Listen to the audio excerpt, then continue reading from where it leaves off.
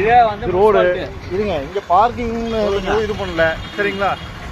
திருவண்ணாமலை இதுக்கு வந்து நீங்க 80 ரூபா வந்து பார்க்கிங் கேட்டீங்கன்னா 80 ரூபா என்ன கணக்கு பார்க்கிங் நகராட்சியில் இருந்துங்க 80 ரூபா கொடுக்கணும். கார் இருக்குதா இங்க கார் விட்டு போயிருக்குல்ல? ஆமாங்க, உள்ள போட்டு விட்டு போயிருக்குங்களா? புரியல. கார் இருந்ததுக்கு எதுக்காக 80 ரூபா உங்களுக்கு கொடுக்கணும்?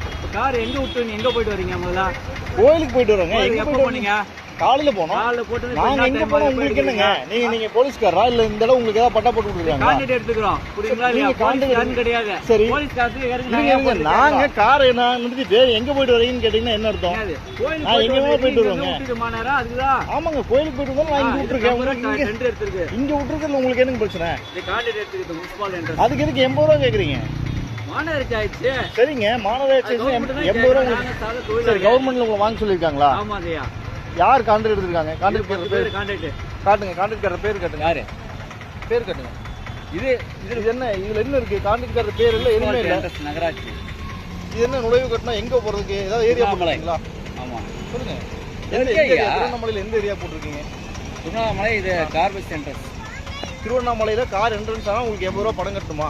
நகராட்சி பார்க் என்ட்ரன்ஸ் 80 ரூபா பணம் கட்டணும்.